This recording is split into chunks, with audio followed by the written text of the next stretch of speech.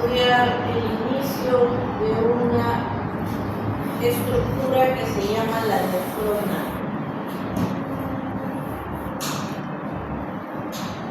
El primer paso para la formación de la orina, que se llama el filtrado glomerular, ¿cómo está conformada esta membrana de filtración glomerular y los sistemas que pueden influenciar en aumentar o disminuir ese filtrado glomerular? Van a conocer las partes de la nefrona y, por ejemplo, también que hay enfermedades que se pueden suscitar si es que alteramos esta filtración glomerular. Bien, ahí tienes a la nefrona, ¿ya? Presten atención. La nefrona es una estructura que está conformada por un corpúsculo renal, una arteriola aferente y una arteriola eferente. Además del corpúsculo renal, que son los capilares glandulares, está formada por un sistema de túbulos que van a formar la orina. La primera sección de estos túbulos se llaman túbulo contorneado proximal. Se llama proximal porque es la primera porción más proximal que sale de estas nefronas. Luego vamos a tener un asa de Henle, después de ella un túbulo contorneado de sal, colector y un túbulo colector. Todo esto forma la nefrona. Bien, en cada riñón podemos tener entre 800.000 a 1.000.000 de nefronas, mira. En cada riñón tenemos nefronas que pueden estar más en la corteza renal, que llaman nefronas corticales, y también tenemos nefronas que más bien están muy cerca de la médula renal y se llamarán nefronas medulares. Todas estas nefronas son las encargadas, pues, de estas funciones renales que vamos a ver, de 800.000 a 1.000.000.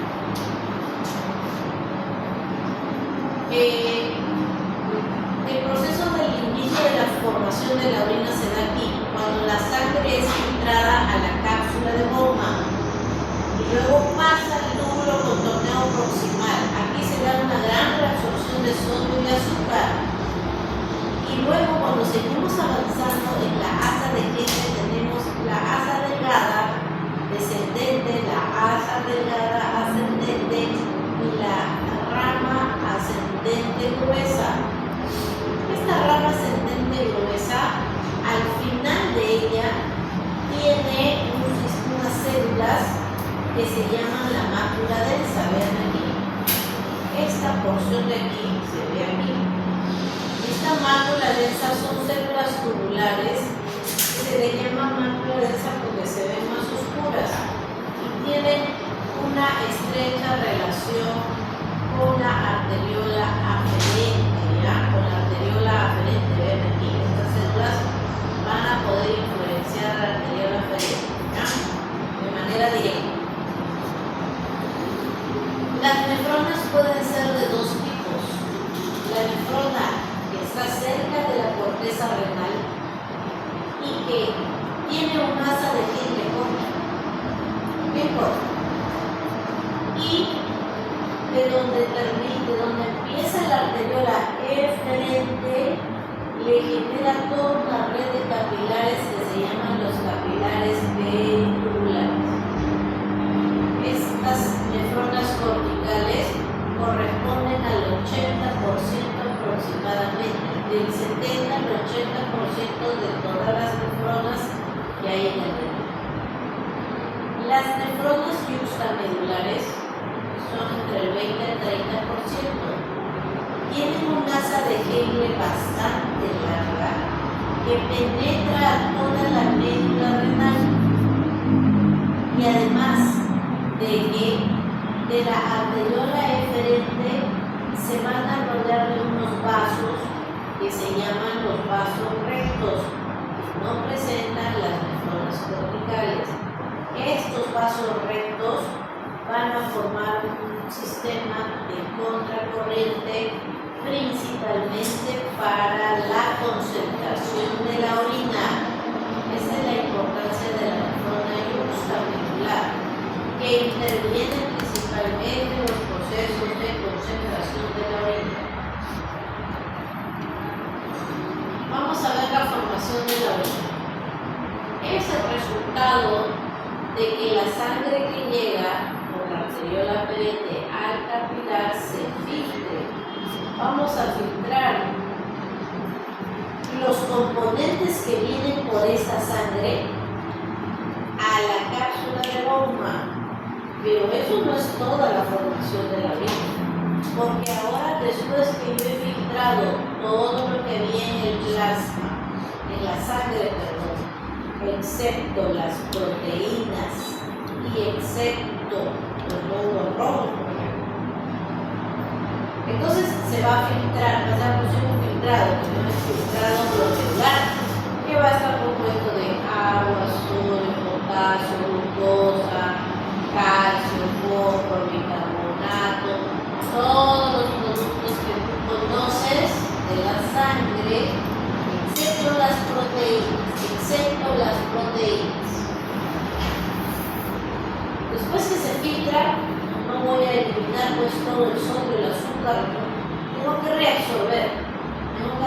Es el segundo paso de la formación de la orina. Voy a reabsorber sodio otra vez a la sangre, voy a reabsorber glucosa otra vez a la sangre. Entonces, el proceso de reabsorción es el paso de los solutos a la sangre. También la formación de la orina consta del proceso de secreción. Este consta de pasar productos o solutos de la sangre hacia la luz del túbulo. Eso es la secreción, por ejemplo, secreción de sustancias como la urea, por ejemplo, Entonces, filtro sodio, filtro azúcar, reabsorbo sodio, reabsorbo azúcar, secreto urea, por ejemplo. Entonces, voy a terminar formando la orina, que es la excreción urinaria. Aquí voy a excretar poco sodio, voy a excretar pigmento de bilirrubina, voy a excretar nada de proteínas, porque no se filtran. Y si se filtran las proteínas, todas deben volver a reabsorberse. El filtrado glomerular. De todo el flujo plasmático renal que le llega a este capilar, que es de 625 mililitros, solamente de todo esto voy a filtrar 125 mililitros por minuto. Eso equivale al 20% de este flujo plasmático renal. Es lo que he filtrado. Se puede decir como 125 mililitros por minuto, o si lo pasas a litros y días, 180 litros por día. Entonces tú filtras regularmente, mira, desde que te levantas a las 8 de la mañana hasta que te levantas al día siguiente a las 8 de la mañana, has filtrado en tus riñones 180 litros en todas esas 24 horas. Pero te pregunto, ¿tú orinas 180 litros en 24 horas? No, solamente orinas un promedio de 1 a 2 litros. Y eso es porque, mira, reabsorbes casi todo lo que has filtrado, lo vuelves a reabsorber. Normalmente vuelves a reabsorber un promedio de casi 179 litros vuelves a reabsorber. Por lo tanto, en 24 horas, ¿no?, puedes haber excretado 1,5 litros aproximadamente de orina.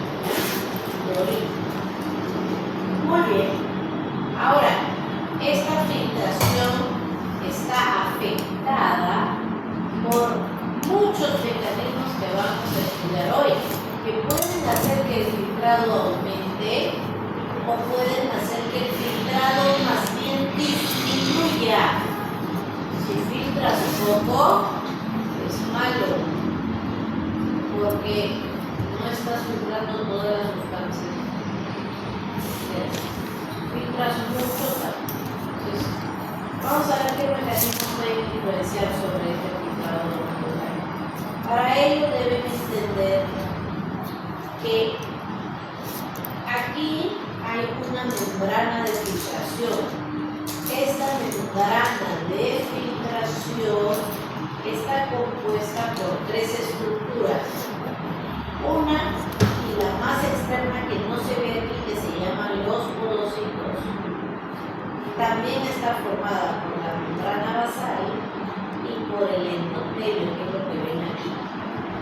Estas tres estructuras conforman una membrana glomerular. Vamos a ver por qué es importante esa estructura de la membrana, ¿ya? De la pared capilar. Vean, la capa más interna de esta membrana capilar o pared capilar son las células que se llaman el endotelio. El endotelio son células, acá hay una célula, acá hay otra célula, acá hay otra célula que se ha cortado, acá hay otra célula. Estas células que se empiezan a formar una luz de vaso se llaman capilares. Estos capilares tienen una característica, que su endotelio o su célula endotelial tiene múltiples fenestraciones, y a su vez están cargadas estas fenestraciones, ¿no?, por cargas negativas. Acá tienes una microfotografía electrónica vista desde la luz, o sea, de adentro.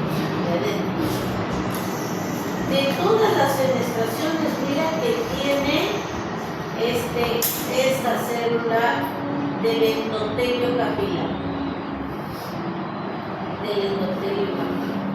Importantes si por ahí se va a filtrar sodio, agua, qué sé yo, glucosa, por ahí va a atravesar. La otra estructura de la pared es la membrana basal. Dice acá, membrana basal. Debajo de este endotelio, que es totalmente fenestrado, va a haber una capa que rodea todo el endotelio, que se llama la membrana basal. Esta membrana basal, mira, está hecha de esta red de proteoglicanos, que a su vez están hechos de ácido hialurónico, queratínico, sulfato. Ese colágeno está hecho de proteoglicanos.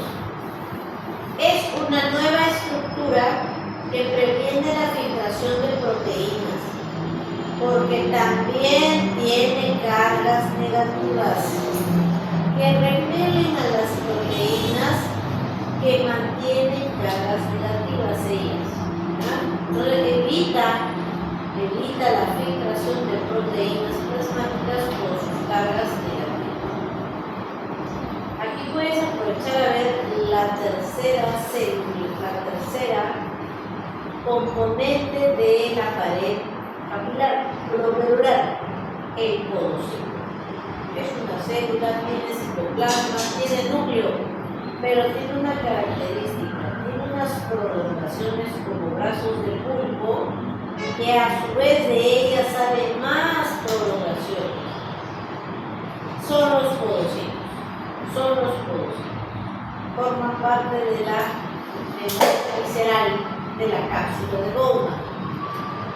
Vamos a verla con mayor detenimiento aquí. Estos podocitos, acá vemos el cuerpo celular, y acá vemos sus procesos secundarios. Y de esos procesos secundarios rodean rodeando al capilar, podemos ver las prolongaciones o procesos pediculares que van a estar unidos todos ellos entre sí a través de unas proteínas que vamos a ver. Acá tiene Sigrid Maus al podocito, sus prolongaciones,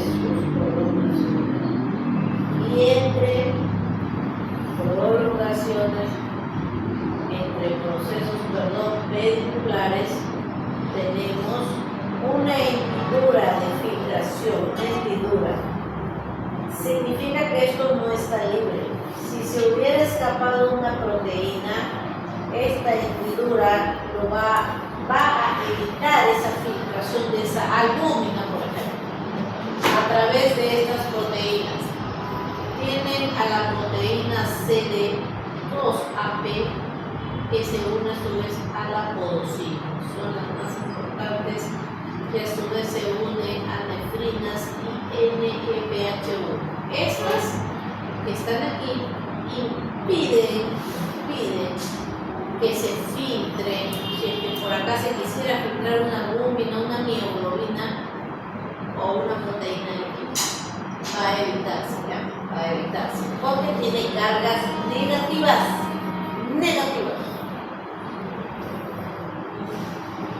Entonces estamos entendiendo que se va a filtrar todo menos proteínas. Va a pasar de la sangre, va a pasar el capilar fenestrado por estas fenestras, va a pasar a los proteoglicanos de la membrana basal y va a atravesar las hendiduras de los que hay entre medicerios, ¿no? Y se va a formar la orina. En el espacio de donde se forma la orina, ese espacio se llama el espacio de Bowman. El espacio de Bowman está formado por una capa parietal de células, capa parietal epitelio plano, que forma la parte más externa de la cápsula, y los podocitos que vendrían a ser la célula visceral de la cápsula de Bowman. Los productos que están aquí que van a filtrar desde la luz del endotelio hacia el espacio de Bowman, que filtra sodio, glucosa, magnesio, bicarbonato, calcio, todas esas cosas que usted conoce que viajan en la sangre, potasio, cloro. Todo esto se va a filtrar, excepto proteínas, excepto proteínas.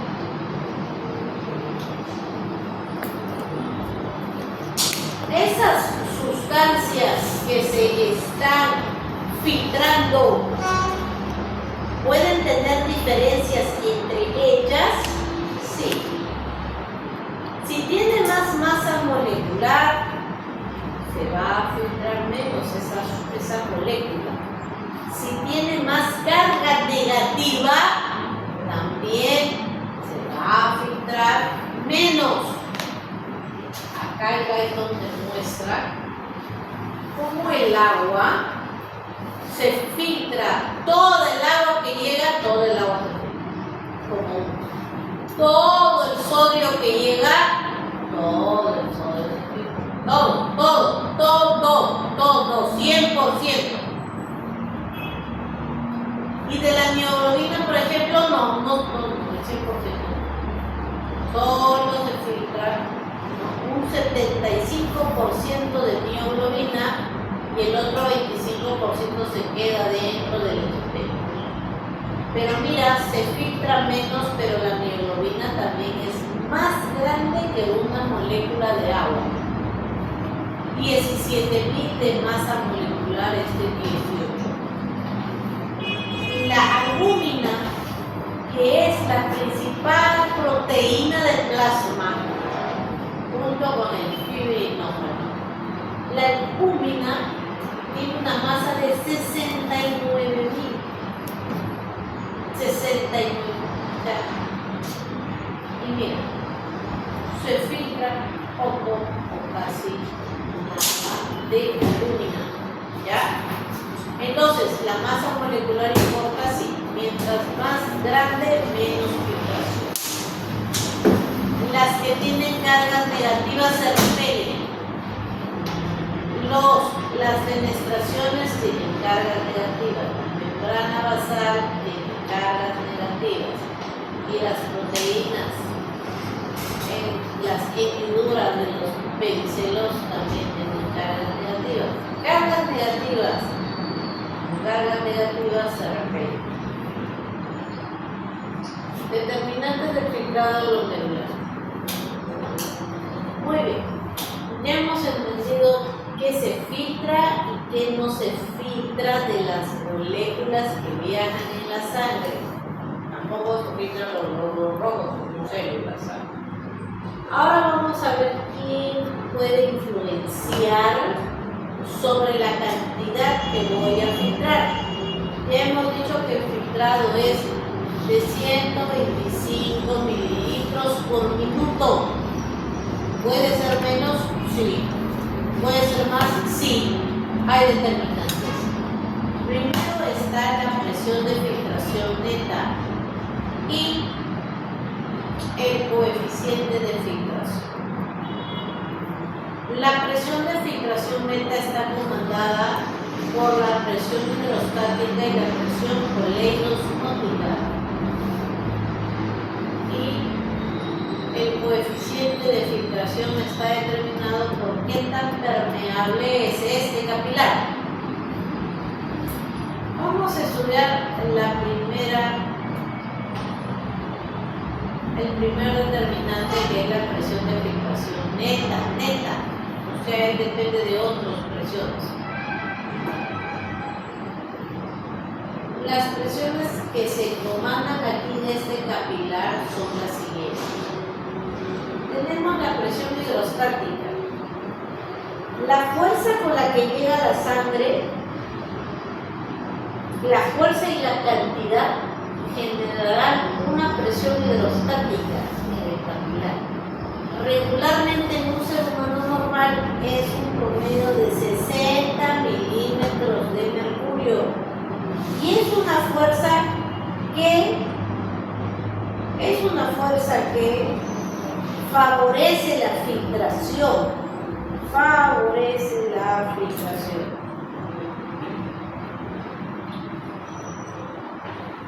La presión coleiosmótica también. Esta presión hidrostática es del capilar glomerular.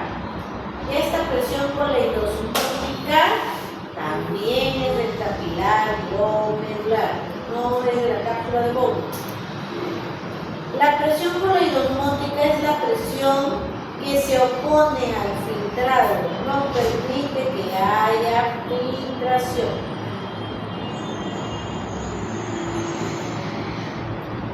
Esto de aquí genera un aumento de la presión.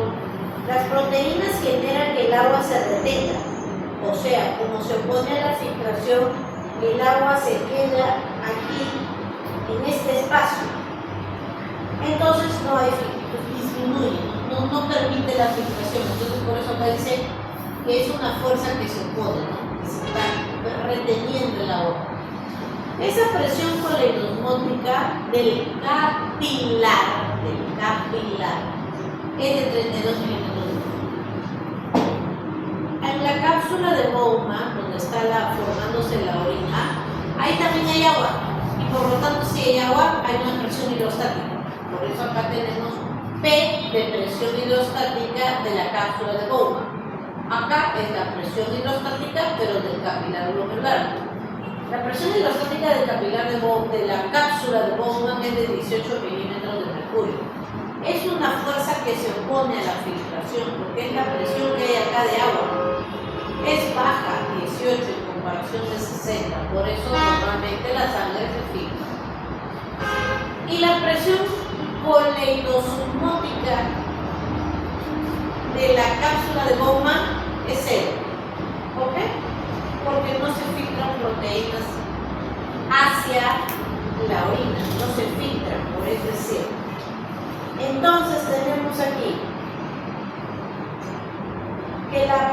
hidrostática es 60, la presión de la cápsula es 18 y la osmótica es 32. Hacen esta operación matemática y se genera una presión de filtración de 10 milímetros de mercurio.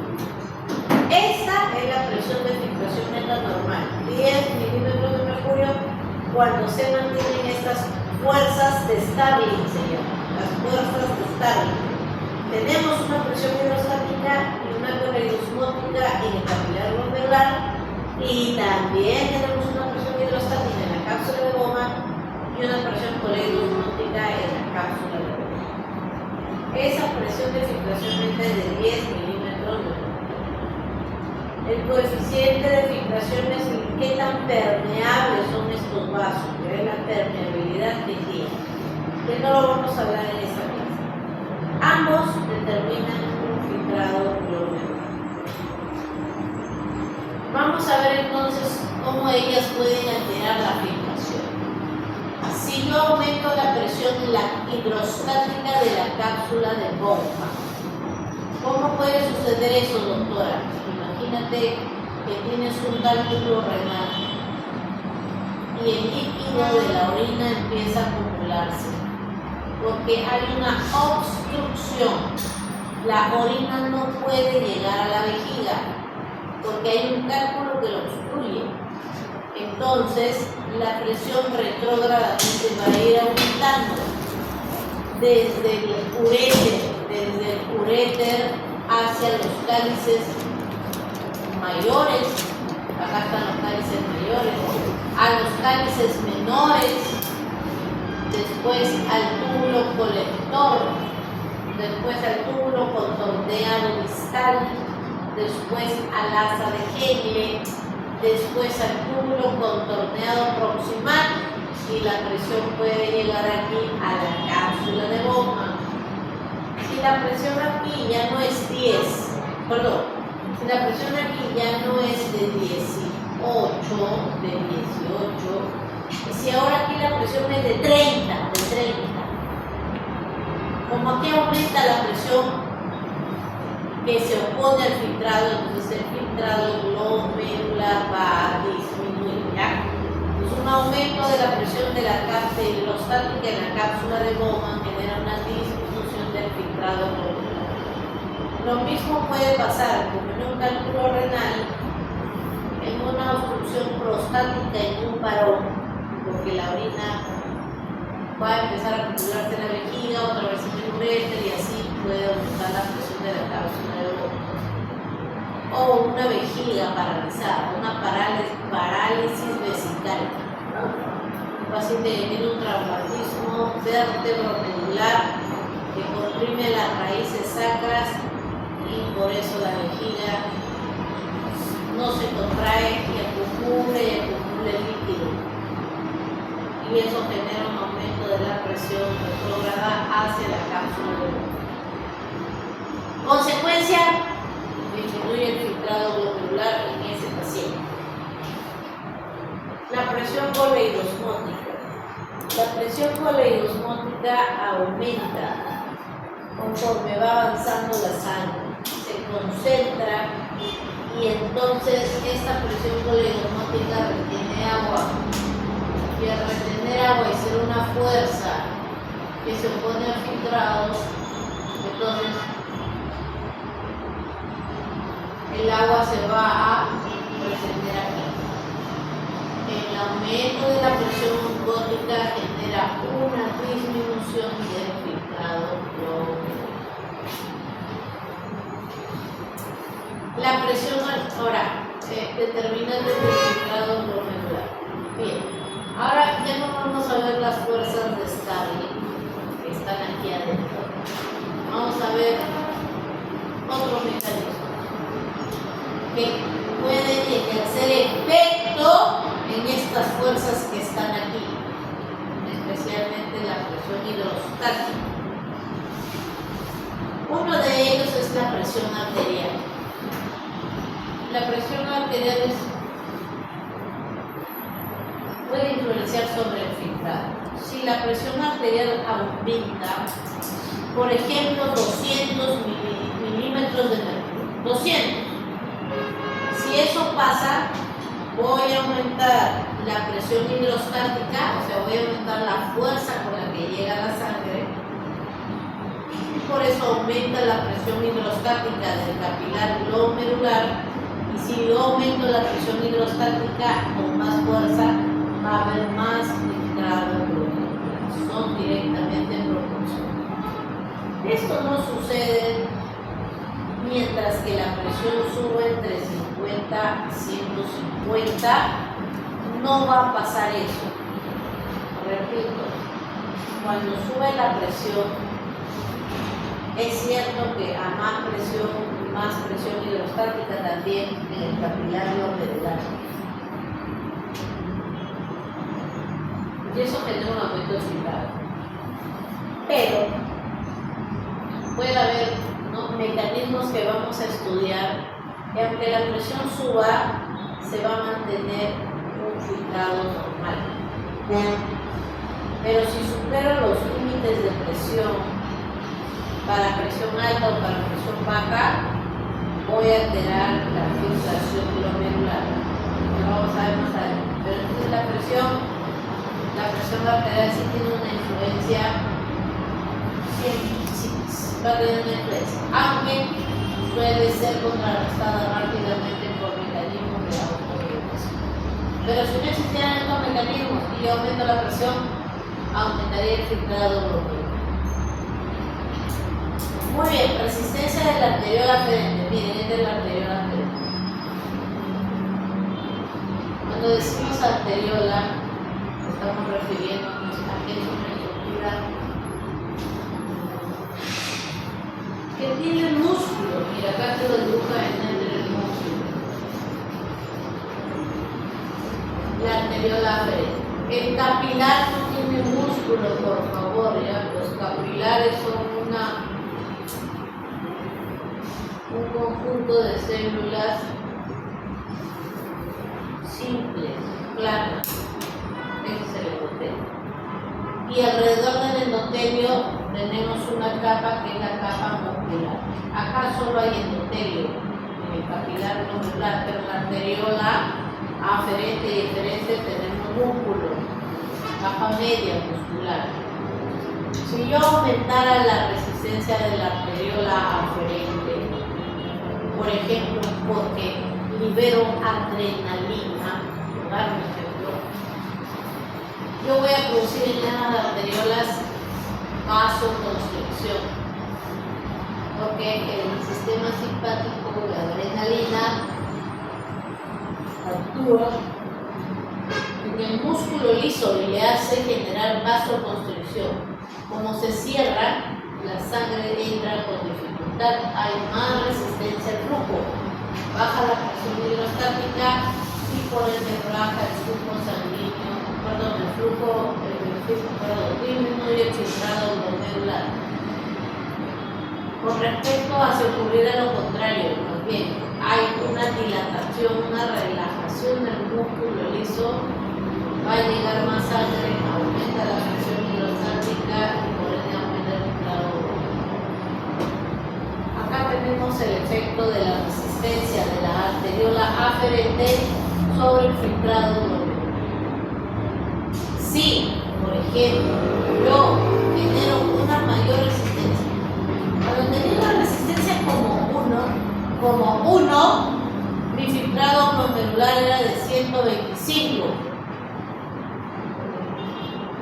y mi flujo sanguíneo renal se mantenía en 1100 o 1200 algunos otros. Entonces, el flujo sanguíneo va a ir disminuyendo porque hago vasoconstricción. Va a ir disminuyendo conforme voy aumentando la resistencia de la arteriola aferente.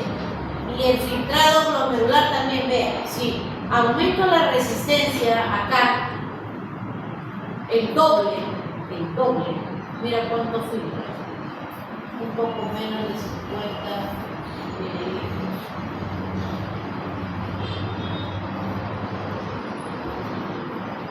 La arteriola eferente, ella también tiene influencia sobre la presión hidrostática. pero hay algunas diferencias con la arteriola eferente. La arteriola eferente puede tener un efecto doble, un comportamiento doble, bimodal. Puede generar que aumentes el filtrado glomerular o puede generar que disminuyas el filtrado glomerular. ¿Cómo así? Si es que, por ejemplo, la angiotensina 2 hiciera su efecto acá en este músculo liso, generaría vasoconstricción. Y esa vasoconstricción hace que el agua que está aquí incremente su presión hidrostática, porque como tiene dificultad para salir, aumenta la presión hidrostática. Y ese aumento de la presión hidrostática es una fuerza a favor, porque acá está tan alta la presión que voy a filtrar. Entonces aumenta el filtrado glomerular. Si es que yo me emociono mucho y genero una contracción de 3 veces su valor normal, entonces voy a ocasionar lo contrario, una disminución del flujo, del filtrado glomerular. ¿Por qué? Porque cuando la sangre se queda aquí, empieza a aumentar la cantidad la concentración de proteínas. Porque viene más sangre con proteínas, acá hay resistencia al flujo. Entonces aumenta la concentración de proteínas. Y esto aumenta la presión colinosmótica, o también llamada oncótica glomerular. Y si aumenta la presión oncótica glomerular, el agua se retiene en el capilar y disminuye el filtrado glomerular. Acá pueden ver el efecto bimodal sobre la filtración glomerular. Nosotros, cuando la resistencia de la eferente está como 1, filtramos un promedio de 125 mililitros por día. Si yo lo aumento a 1,5, puedo filtrar más. Si yo lo aumento a 2, puedo filtrar más. Pero si ya empiezo a superar las 3 veces, miren cómo cae el filtrado, menos de 125 de lo normal. Cae. Y empieza a disminuir el filtrado. Cuando tiene un efecto bimodal sobre el filtrado. Sobre el flujo sanguíneo, pues si haces vasoconstricción, vas a ir poco a poco disminuyendo el flujo de sangre a nivel renal. Seguimos.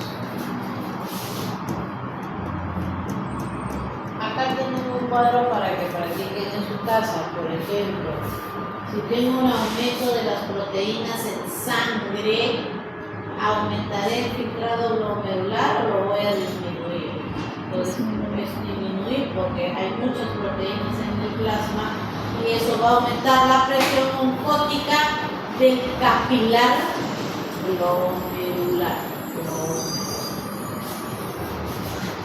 Ya no va a ser 32, va a ser más 40, por ejemplo, 41 de presión oncótica, y eso va a disminuir la presión neta de filtración.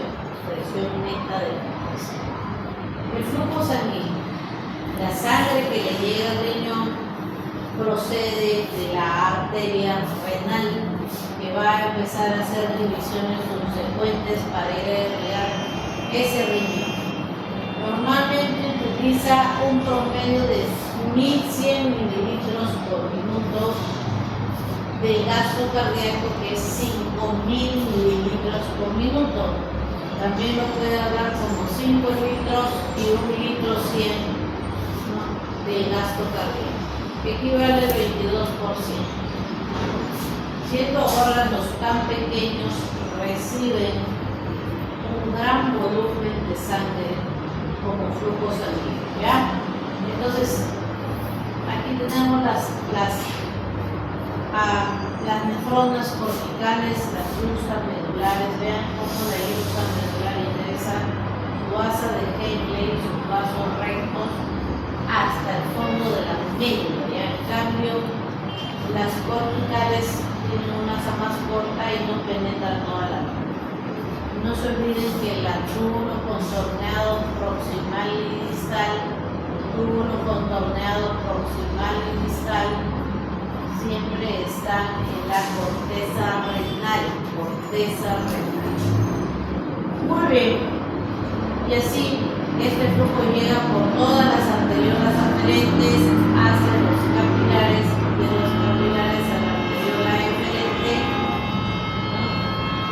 capilares ventriculares y así sigue el sistema y el circuito del flujo de sangre del riñón.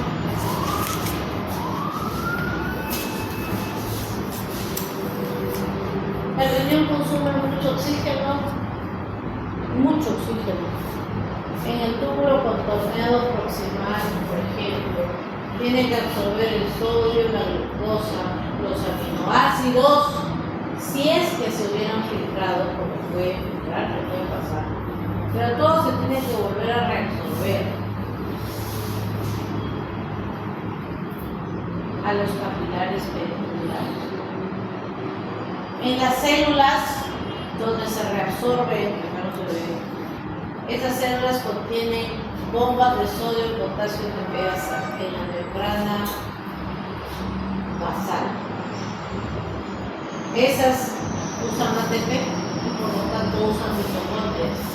El principal soluto que se usa el oxígeno, o sea, el ATP, es la reabsorción de sodio. El sodio se reabsorbe en el túbulo contorneado proximal, en el asa ascendente gruesa del gen, en el túbulo distal y en el túbulo colector. Tienes, ¿no?, que a más reabsorción de sodio, más consumo de oxígeno. Entonces, un paciente que entre en shock, en diarrea, en hemorragia o en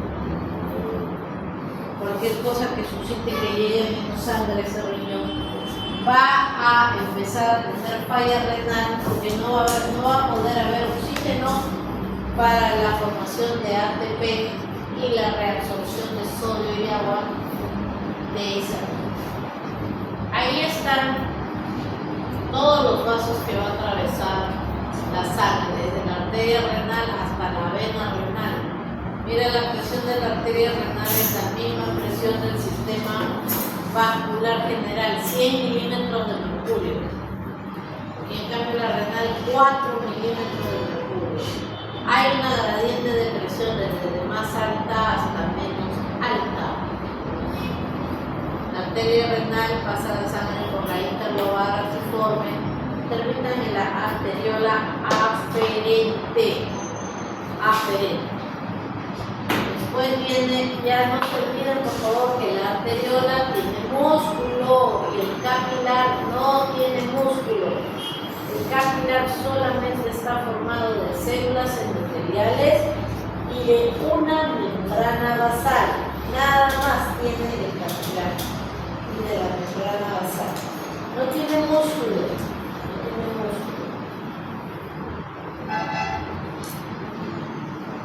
Y luego ya pasa la arteriola eferente. El riñón tiene un sistema de autorregulación. Cuando las presiones fluctúen entre 70 y 150, el riñón va a generar un flujo sanguíneo constante de 1100 y un filtrado glomerular constante de 125 mililitros por minuto. Constante, mira, no importa si tu presión es de 70 o tu presión es de 80 o tu presión se eleva a 90 o tu presión se eleva a 100, 120, 130, 140, 150. Hemos dicho que si aumenta la presión hidrostática, la fuerza, aquí aumenta y filtrarías más orina. Pero no se sucede porque entre 70 y 150 se mantiene el flujo y el filtrado. Pero ahora imaginemos que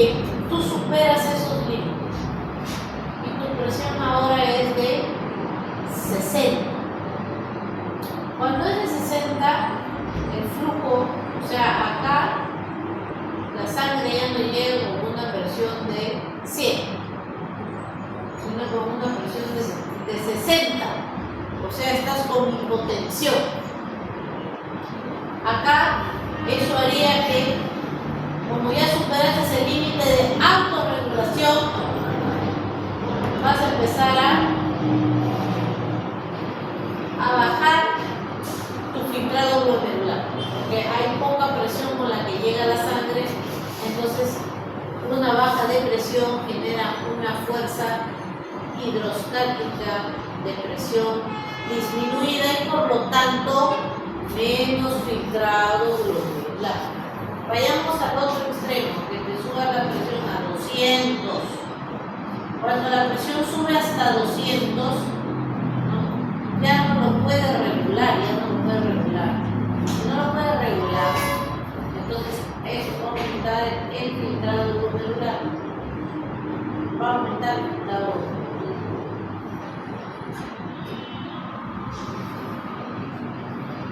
Otro mecanismo de autorregulación biógena es la liberación de calcio. Cuando hay una distensión brusca y abrupta de la arteriola aferente, se distiende la pared, se distiende el músculo. Eso genera una contracción refleja inmediata. Según la teoría, dice que al sobreestirarse el calcio sale del citoplasma y ese calcio en el citoplasma genera la acción de actina y miosina y la contracción del músculo. Entonces, ese es otro mecanismo de autorregulación. ¿Quiénes pueden influenciar externamente al riñón? Ahí tienes a la adrenalina, las catecolaminas. Estas catecolaminas, que son la adrenalina o la noradrenalina que libera el sistema simpático y la médula suprarrenal, tienen como objetivo el músculo liso de la arteriola aferente. Y lo que van a generar en ella es una vasoconstricción.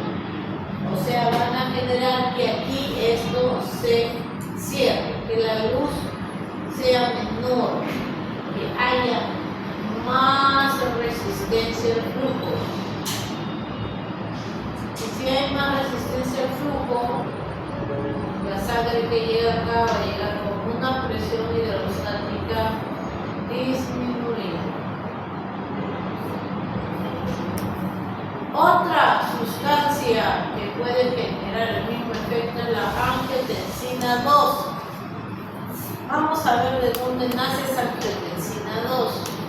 Tenemos una proteína que siempre circula inactiva, que la produce el hígado, que es el angiotensinógeno. Siempre está circulando en tu sangre. Si es que se produjera renina, que es una sustancia que produce tu riñón, para ser específicos, las células glomerulares, van a convertir a ese angiotensinógeno que estaba circulando inactivo, lo va a convertir en angiotensina 1. Angio, hijo, viene de vaso. Tensina viene de que está duro, tenso, vasoconstricción, ¿ya? Por eso esto al final lo que produce es vasoconstricción. Lo convierte en angiotensina 1. Y luego él sigue circulando y cuando llega por el pulmón ahí hay una enzima que es la convertidora de angiotensina y convierte la angiotensina 1 en 2. Esta angiotensina 2 tiene unos receptores que se llaman receptores AT1 de esa molécula angiotensina 2. Hay órganos que tienen receptor de angiotensina 1. Por ejemplo, doctora, los vasos sanguíneos. Los vasos sanguíneos, como esto, que es un vaso, tiene receptor de angiotensina 2. Y cuando hace su efecto en sus receptores AT1 de los vasos, lo que va a producir es vasoconstricción. Se va a cerrar acá la luz, se cierra, ¿ya? Pero entonces tienes que recordar que la angiotensina 2 tiene un efecto importante sobre la arteriola aferente. En tanto que el sistema simpático, catecolaminas, tiene más un efecto sobre la arteriola aferente, ¿ya? Cuando esta angiotensina 2 hace ese efecto, entonces mira lo que va a pasar. Él encuentra dificultad para pasar el líquido que está acá y se va a acumular y va a aumentar la presión hidrostática del capilar glomerular y eso va a aumentar el filtrado glomerular. Aumenta la presión hidrostática, entonces ese es el efecto de la anterior de la angiotensina 2. La angiotensina 2 también tiene efectos, por ejemplo, sobre la corteza suprarrenal. Ahí también hay receptores AT1. Esto bórrenlo para que no se confunda, ¿ya? Porque tiene efectos opuestos. Y tiene sus receptores en la corteza suprarrenal y ahí va a liberar aldosterona, ¿ya? Aldosterona, ¿no? Que va a ir a reabsorber sodio y agua. Entonces, pero para esta clase estamos estudiando los efectos en los vasos del cuerpo humano, que en este caso para el riñón, la arteriola aferente. Otro efecto que se va a suscitar, que no se ve acá, es que cuando la angiotensina 2 hace su efecto, acá va a haber menor presión hidrostática en los capilares ventriculares, porque como acá se hizo vasoconstricción, la fuerza que llega aquí es menor. Y esto, como ha disminuido su presión del capilar ventricular, es bueno porque la presión que está aquí va a ser mayor y por lo tanto va a favorecer a la reabsorción de sodio y agua, ¿ya? Entonces, ese es el otro efecto de manera indirecta sobre la reabsorción de sodio y agua de la angiotensina 2. La angiotensina 2 aumenta el filtrado glomerular, pero también mejora la reabsorción. La endotelina, que no está acá, está en esta de esa endotelina, por si acaso, es un potente vasoconstrictor también, vasoconstrictor. La endotelina, su mismo nombre lo dice, lo produce el endotelio, o sea, esa capa de acá que está hecha de células, la capa endotelial, esas células producen endotelina. Es un potente vasoconstrictor y si haces vasoconstricción, la endotelina tiende a disminuir el filtrado. Veamos a este vasodilatador, que es el óxido nítrico, es el antónimo de la endotelina. Así como la endotelina se produce en estas células que se llaman endotelio, porque acá vemos el endotelio, también el mismo endotelio puede producir óxido nítrico, que es un vasodilatador. A través de la captación de oxígeno con arginina, ellas tienen una enzima que se llama la superóxido sintasa, que va a producir óxido nítrico. Este óxido nítrico pasa desde el endotelio a la capa íntima media, que se llama la capa macromolar lisa, y termina generando cambios de GTP a GMP. Esto genera relajación. Si genera relajación, hay menos resistencia al flujo, y como hay menos resistencia al flujo, aumento la presión hidrostática y entonces aumento el filtrado glomerular, glomerular. Este óxido nítrico lamentablemente se encuentra muy disminuido o no producido en los hipertensos, donde se ve que los hipertensos generan en los vasos sanguíneos más bien mucha endotelina, un aumento y balance entre endotelina y óxido nítrico. Y ese aumento de las sustancias vasoconstrictoras como la endotelina en el contexto de los hipertensos disminuye el filtrado glomerular. Por alteración de la presión hidrostática en la cápsula de Bowman, las prostaglandinas y las brancininas. Prostaglandinas derivan del ciclo del ácido araquidónico que derivan a su vez de la membrana de fosfolípidos. La membrana de fosfolípidos de las células se pueden convertir. Ese fosfolípido tú lo puedes convertir a ácido araquidónico. Y ese ácido araquidónico puede convertirse en prostaglandina, por ejemplo, a través de la ciclooxigenasa, que es una enzima. Y se produce la prostaglandina. Estas prostaglandinas generan... Esto corren, por favor, que corren eso. Acá hay un error de tipeo y eso no debería estar ahí. Estas prostaglandinas y bradicidinas generan vasodilatación. Por lo tanto, aumenta la presión hidrostática y por lo tanto aumentan el filtrado en la cápsula de Bowman. Si yo le diera medicamentos a mi paciente que bloquearan las prostaglandinas, como por ejemplo los antiinflamatorios no esteroideos, puedo generar daño renal, puedo generar vasoconstricción, aumento de la resistencia, disminución de la presión hidrostática, disminución del filtrado, y si filtro menos, puedo hacer daño renal. Es un efecto de los AINES. Entonces, mucho cuidado, personas mayores, mucho cuidado. Si el paciente ya tiene insuficiencia renal, no puedes darle AINES. Ahí están todas las que hemos estudiado del Guyton y su efecto sobre el filtrado glomerular. Si es que lo disminuye, si es que lo aumenta, o pueden producir los dos, ¿no? Como la angiotensina 2 que dijimos que si es que se elevara la resistencia de la arteriola diferente más de 3 veces, produce la disminución. Pero si es menos de 3, aumenta el filtrado glomerular. Veamos ahora la retroalimentación túbulo-glomerular. Habíamos conversado que los túbulos iniciaban en el túbulo contorneado proximal. Acá está el túbulo contorneado proximal. Túbulo contorneado proximal.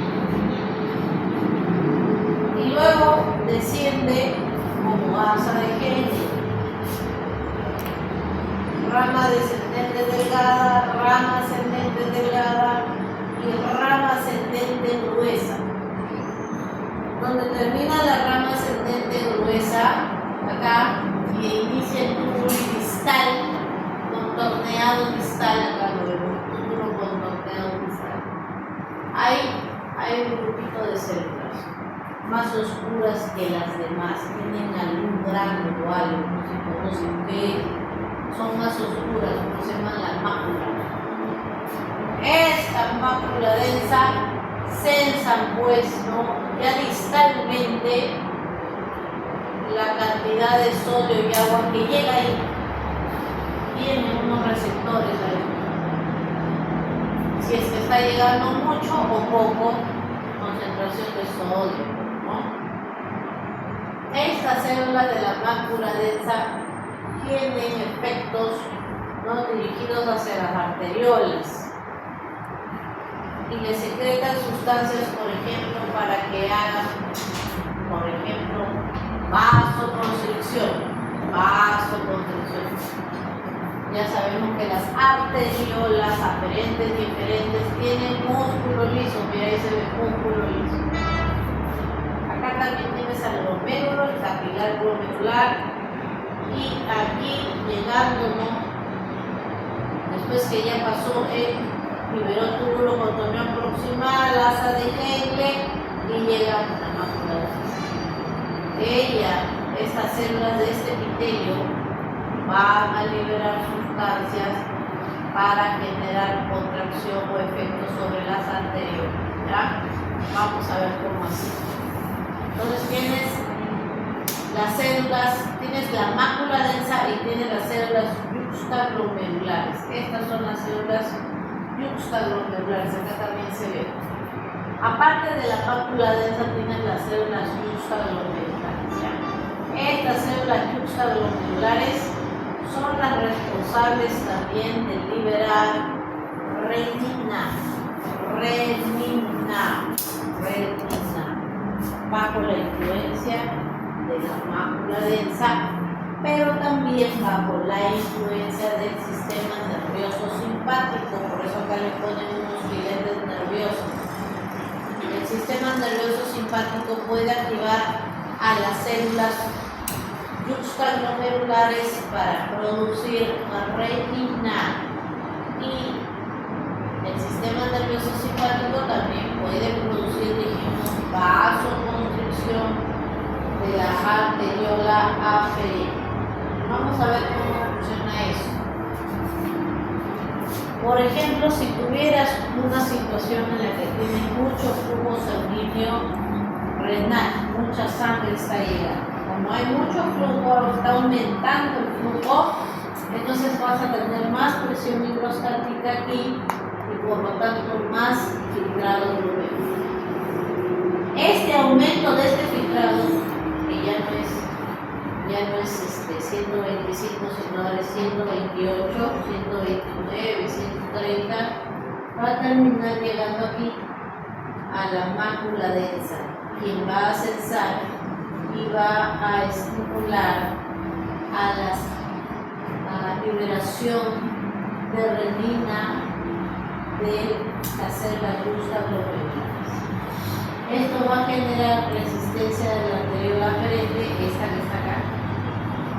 Va a hacer vasoconstricción. Como hace vasoconstricción, entonces disminuye la presión hidrostática y disminuye el filtrado glomerular. Por eso se llama retroalimentación. Veamos lo contrario, lo opuesto.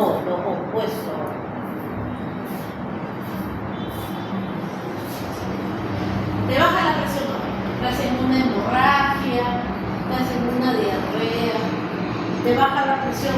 Por lo tanto, si te baja la presión, va a llegar menos flujo al riñón y por lo tanto va a bajar la presión hidrostática en la cápsula de Bowman. Y si baja la presión, está filtrado, vas a filtrar menos sodio, vas a filtrar, ¿no? Entonces, eso lo va a detectar la mácula densa otra vez. Esta mácula densa va a activar la liberación de renina, y ya vemos que la renina termina generando angiotensina 2 y que esta angiotensina 2 actúa preferentemente en la arteriola eferente, y la mácula densa baja la resistencia de la arteriola aferente. Entonces esto se abre a la aferente. Esta se vasodilata, le llega más presión y esta se cierra, y al cerrarse aumenta más la presión hidrostática para aumentar el filtrado glomerular, ¿ya? Entonces ese es el juego. Cuando hay mayor resistencia de vaso, ¿Cómo? cuando hay mayor resistencia, No, la resistencia no es del vaso, la resistencia es al flujo de la sangre. Y la resistencia aumenta cuando tú haces vasoconstricción. Porque de lo que estaba así, del diámetro ahora está más chiquitito. Eso se llama vasoconstricción. Y por allí va a haber mucha resistencia al flujo. La resistencia no es al vaso, es al flujo de la sangre, ¿ya?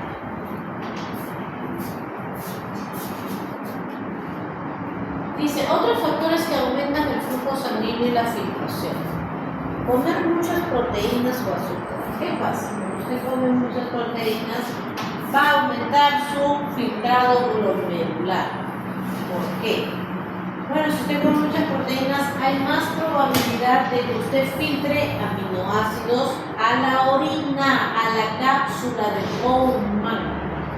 Si es que eso pasa, se va a tener que resolver, porque si es que se filtran proteínas como polipéptidos, oligopéptidos o incluso una albúmina entera o aminoácidos, en este caso solo aminoácidos, porque la proteína no se absorbe con sodio, ¿no? O sea, la albúmina, si tú filtraras una albúmina, no la vas a a absorber con sodio, la vas a absorber a la albúmina, la vas a ingresar en una vacuola y la vas a pasar otra vez a la membrana basal. Pero los aminoácidos sí que se reabsorben con sodio. Entonces vas a usar transportadores sodio-aminoácido y eso va a hacer que tú reabsorbas más sodio de lo normal. Aumenta la reabsorción en el túbulo proximal de aminoácidos. Entonces, jalas más o reabsorben más sodio al capilar, a la sangre, y cuando va a llegar el sodio a la mácula densa, lo va a sentir como que hay poco sodio. Y eso va a activar a que se libere, a que se genere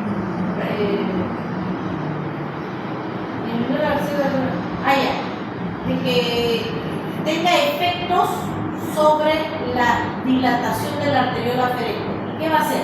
Lo que va a querer el cuerpo es que tú filtres más orina para que botes más los desechos que vienen del producto de las carnes, ¿no? Entonces los pacientes que tienen mucho aumento de filtración de aminoácidos van a terminar generando mayor aumento de la filtración. Ahí termina generando mira, acá le una pregunta, si disminuye la resistencia, de hecho vasodilatación, aumenta el flujo, disminuye la resistencia, hay más presión hidrostática y por lo tanto hay más filtrado glomerular.